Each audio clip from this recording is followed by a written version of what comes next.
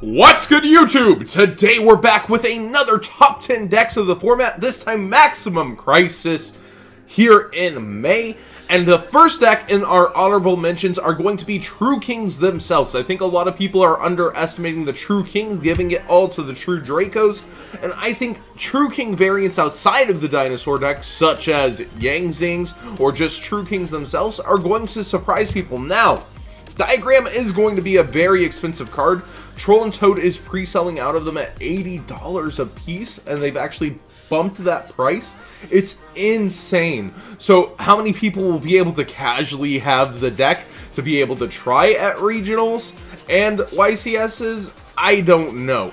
But I do think it would be silly to write this deck off completely. So I wanted to put it in my honorable mentions alongside our TCG exclusive set, Subterrors. Subterrors definitely finished out strong. Somebody said it best in my comment section when they said they're just like me in high school, bumbling awkwardly through the first few months only to have strong determination and finish out with a B-. I do think this is a B- deck. That's not an insult. They definitely improved heavily with Fiendus and their new trap card that breaks the mechanics of Yugioh and sets itself back over and over.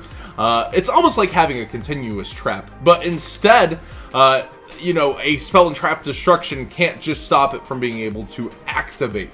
So I think it definitely got the boost that it kind of needs. I think we'll finally see it carve into the top cut of regionals and maybe even take that one YCS spot, but it's got a lot of competition from the other decks in the top 10. And the other honorable mention is Spirals. Now, this had carved its way into regional tops, but with the power creep coming from True Dracos, True King Dinosaurs, and many other decks that are getting a boost thanks to the new Zuni X pieces, I think even it is going to have a hard time with its new support that helps it get non-targeting attack-based banishing, as well as kind of an indestructible mode via an equipped gear monster that comes from hand or field. I still think that Spiral Zoo is going to be an interesting choice that will carve its way through the meta, but these next 10 decks, except for maybe number 10, I think would be better. But I couldn't disclude Infernal Ways from the number 10 spot. The fall from grace is real. I think Billy said it best when he said this is the deck's last week to play if you want to play it after his top in Bogota. It's definitely going to have troubles with both consistency and being able to deal with anything like what the True Dracos are going to throw at it with True Draco Masterpiece, or Masterpiece the True Draco. But it's definitely going to have its issues with this meta. There's bigger monsters now than ever, with Conductor being 3,500. They've got a lot of problems on dealing with things like that. And on top of it, I think there's going to be a lot of people just playing cards that it's going to have a rough time with. Now, it's still a pretty good deck. That's why it's here in our top 10. The top 10 is chock full of very good decks, such as our number 9 position, Murmillo Blaney. I actually wanted to push this up further too. There's just so many good decks. And the Murmillo Blaney, I think, make the strongest Dweller in the game. And Dweller is about to be very, very, very important to our format, especially against True Dracos, True King Dinosaurs, the Mirror Match itself, Yang Zings, etc. I think there's just so many decks that this actually puts in work against. Bow Baboon. There's just so many different cards and decks in this meta that Dweller is going to be very good against, and I think they make the strongest Dweller turn 1. And when I say that, it's not just because he's 2,200. He's going to be backed by Toads. There's going to be Mulan Glaciers ripping cards out of your opponent's hand. It's just literally the strongest Dweller in the game. And it's still got that OTK potential for going second that it's always had. But in our number 8 position, Metal Foes. Now, Metal Foes, I think, are still going to be very strong. They get a power-up from the new Zoo cards when you're playing Metal Foes Zoo, with Leica hitting the TCG and Hammer Kong. But I actually wanted to push Murmillo Atlanteans ahead, but I still think we will see more Metal Foes in the top cuts than Murmillo Atlanteans in the upcoming format. I still think they're going to have a very hard time trying to beat the other decks, but with the Fusion Substitute combo on top of drawing from Full Metal Foes Fusion, on top of fixing their hands with Baboon, I think they have one of the greatest chances for drawing Kaijus to out problems in the upcoming format, or field wipes. And I think a lot of people are going to go to drawing Kaiju slash field wipes as answers for True King Dinosaurs and True Dracos, which are coming out. So that also helps deal against the Zoo decks and getting rid of Trident. So I really do think that Metal Foes are one of the best decks to be able to do that, and we will still see them here and there in the top cut. And they definitely can run other engines better than almost any other deck to splash in because of that draw power, yet still be able to act on their own thanks to Baboon. Next up in our top 10, in the number 7 position, I believe. We've had 10, 9, 8, yes, 7. It's Dinglong Turbo. Dinglong Turbo is definitely one of my favorite decks to watch go. Pillars is such a great negate card, and Dinglong just searches it out of your deck. And now with Overraptor, you have a 1-card Dinglong alongside your Terratop, which is also a 1-card Dinglong. It's crazy what this deck can do. So, Overraptor searches Miscellaneous Source, you pitch Miscellaneous Source, and now if they haven't touched your Overraptor, it's unaffected at this point till Dinglong pops out. Banish that Miscellaneous Source, get Draco, though, which is now also unable to be touched, and you make Daddy Dinglong. And then, you know, you're able to get Pillars, you're able to send Chi into the graveyard, you're able to just resource so much, and you can splash this in to certain other decks. We've seen Yangzing Dinosaur, Yangzing different variants. Like I said, I think Yangzing True King could be one as well. But I think Dinglong Turbo as a whole is one of the best decks. And we've been seeing it more in the Zodiac tournament here and there. We've been seeing it carve into top cut pre-Maximum Crisis, and I think we will see it continue. The Dinglong kind of turbos to carve into the top cut within Maximum Crisis. Ooh, I really just like this deck. But in our number 5 position is the Invoked. Invoked is still going to be here. They're still going to be very strong. Or is this our number 6 position? I think this is our number 6. We've had 10, 9, 8, 7, 6. This is our number 6 position. Sorry, guys. It's been a long night. But the Invoked are going to be very, very good at what they do still. And I think we've seen Invoked Kaijus already. Invoked Kaijus have been so strong alongside the Wind Witches, and making that Crystal Wing still going to be very good, even with Masterpiece able to just clamor through it. But overall, I think the Invoked are still going to be a very strong deck, and you can play it so many different ways. And it'll be interesting to see how they put in field wipes and other things to deal with Masterpiece, Conductor, and other such bodies on board.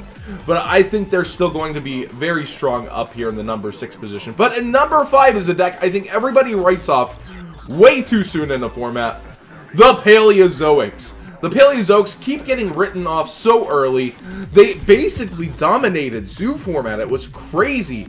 And I think they're still going to be very good in the fact that with Grass, you can get Gamma Seal to the graveyard and Toad can recycle Gamma Seal. Yes, Kaijus are going to be very important in the upcoming format. And them being able to do that and then play the long game of resources, it's going to be very, very, very important. So I expect to see them tech at least probably 2 of those. But we've seen it before in Paleozoics with Michael State's older list. I expect that to come back. It's kind of that information where you go back into formats to look at how something worked. I definitely think we'll be seeing that happen. And they're inf trap cards. They just got infinite trap cards that they can use. It's so good. And of course, Lost Wind's still one of the best traps that they get to abuse, harder than any other deck. But in the number 4 position is Minerva Swan.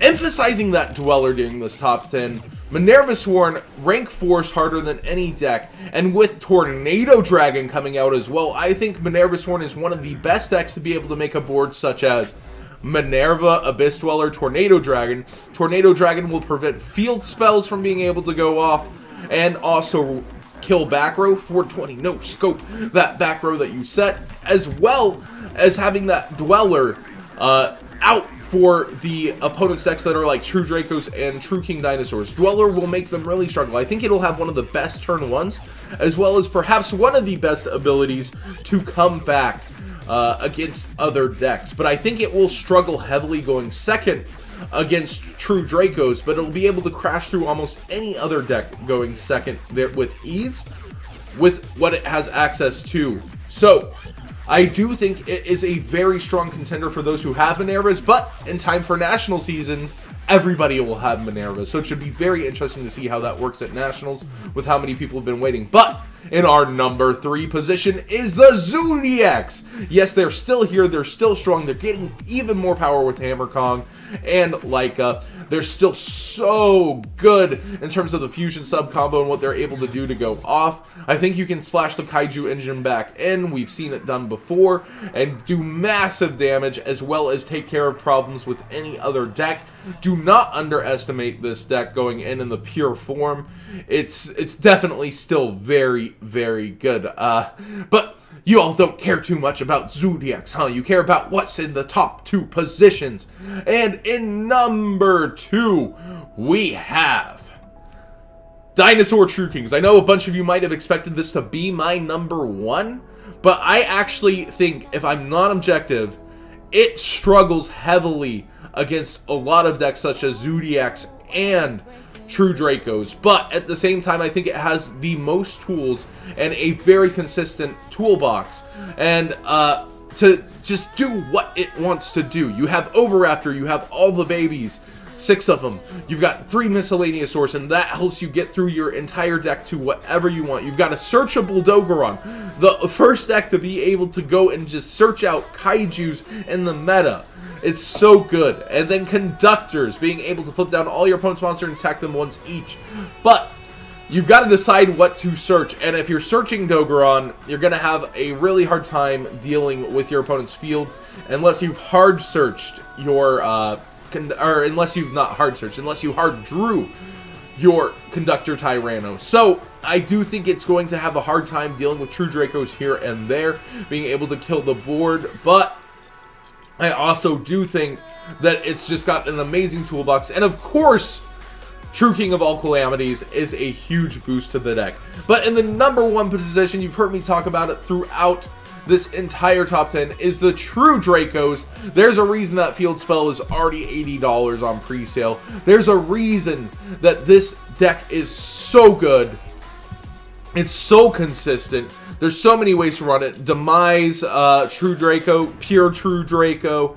You're able to run Zoo True Draco. There's just so many variants, and I think it's going to be one of the best decks, if not the best deck. And in my top 10 for this month, I think we will see it come out the gates as one of the most consistent decks that the pros choose to play at the YCS circuit.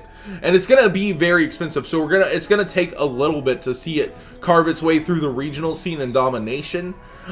But I do think we will see it and True King Dinosaurs fighting back and forth. I just think this deck probably has the more consistent ability to put out their boss monster, and it does a lot more with tribute a trap and a monster, and it can't be affected by either. Ooh, it's rough, boys. Having a towers that you're able to tribute out on your opponent's turn. It's Monarchs 2.0. So thanks for watching. What did you think of this top 10? Did you disagree with my top 10? Let me know in the comment section below how you would have ordered yours and what decks I might have been missing from this. But I definitely had fun making this one. I know a lot of people would have expected Dinosaurs as my number 1, but that's actually what I still plan to play, even though I have it in number 2. It's kind of like this. In the format where you had Metal Foes and Impalers Oaks, a lot of people would have said Impalers Oaks was the strongest. A lot of people would have argued Metal Foes were the strongest. That's kind of the power level of both decks. And, you know, there's not a clear winner. But that is my opinion on the top 10 coming up for May here with Maximum Crisis. Thanks for watching, guys.